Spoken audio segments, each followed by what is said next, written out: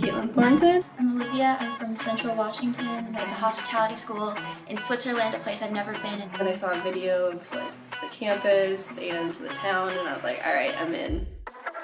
It's beautiful. I'm used to mountains where I live, but not like this. It's like breathtaking every time you walk outside. Yeah, this is my first time in Switzerland. This is my first time overseas, actually. I've just been blown away. There's just so much history to see here. I went to Bern a few weeks ago. We passed a place where Einstein lived.